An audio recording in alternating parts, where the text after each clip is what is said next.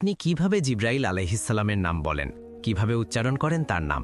জিব্রিল, জিব্রাইল, জিব্রাইল, জিব্রাইল, জিব্রিল, এই 5 ভাবে তার নাম উচ্চারণ করা হয়। আর এটা বিভিন্ন কিরাতের মাধ্যমে বর্ণনা করা হয়েছে। ইল মানে আল্লাহ সুবহানাহু ওয়া তাআলা, এ নিয়ে কোনো মতপার্থক্য নেই। জিব্রা মানে বান্দা বা দাস, তাহলে জিব্রাইল অর্থ আল্লাহর দাস।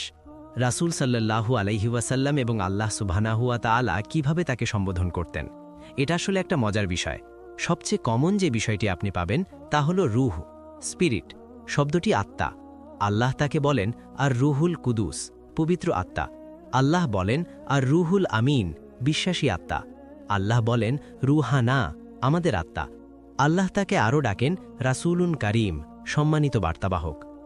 জিব্রাইল আলাইহিসসালাম দেখতে কেমন ছিলেন? তিনি বিভিন্ন রকম আকৃতি ধারণ করতেন। তিনি মানুষের আকৃতি ধারণ করতেন, আবার কখনো কখনো ফেরেশতার আকৃতিও ধারণ করতেন। রাসূল সাল্লাল্লাহু আলাইহি ওয়াসাল্লাম বলেন, আমি জিব্রাইল আলাইহিসসালামকে দেখেছি, আর তার ছিল 600 ডানা। রাসূল সাল্লাল্লাহু আলাইহি ওয়াসাল্লাম বলেন, তিনি আল্লাহ প্রদত্ত একটি বিশাল সিংহাসনে উপবিষ্ট হয়ে সম্পূর্ণ দিগন্তকে ঢেকে ফেলতেন। ওই 600 ডানা শুধু ছড়ানোই থাকত না, তার ডানাগুলো থেকে প্রতিনিয়ত মণিমুক্তা ঝরতে থাকত, আর তার ডানার রং ছিল সবুজ। মানুষের আকৃতিতে তাকে সাহাবী দিহা ইবনে খালিফা আল কালবি রাদিয়াল্লাহু তাআলা আনহুর মতো দেখাত।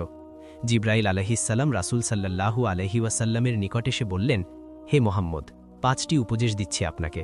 আপনি যেভাবে খুশি জীবনযাপন করুন, কিন্তু কথা মনে রাখবেন যে আপনি একদিন মৃত্যুবরণ করবেন। আপনি যাকে খুশি ভালোবাসুন, কিন্তু মনে রাখবেন যে একদিন আপনি তার থেকে বিচ্ছিন্ন হয়ে যাবেন। আপনি যা খুশি তাই করতে পারেন, কিন্তু কথা স্মরণ রাখবেন যে আপনার কর্ম অনুযায়ী আপনাকে ফল দেওয়া হবে।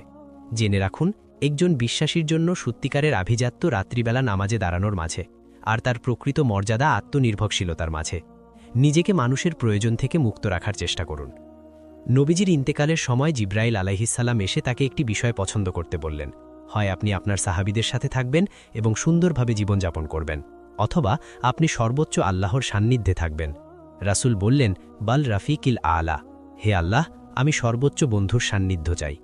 রাসূল সাল্লাল্লাহু আলাইহি ওয়াসাল্লাম বলেন, কিয়ামতের দিন জিব্রাইল আলাইহিসসালামও মৃত্যুবরণ করবেন। আল্লাহ যখন জিব্রাইলের আত্মা নিয়ে নেওয়ার আদেশ দেবেন, তিনি তাসবিহরত অবস্থায় সিজদাবনত হয়ে মৃত্যুবরণ করবেন। কিয়ামতের মাঠে রাসূল সাল্লাল্লাহু আলাইহি ওয়াসাল্লাম সিজদা থেকে মাথা তুললে তখন তিনি আল্লাহর আরশের ডান পাশে জিব্রাইল আলাইহিসসালামকে দাঁড়িয়ে থাকতে দেখবেন। রাসূল তখন আল্লাহর কাছে সাক্ষ্য দেবেন যে এই জিব্রাইলই আপনার বার্তা আমার কাছে পৌঁছে দিয়েছিলেন।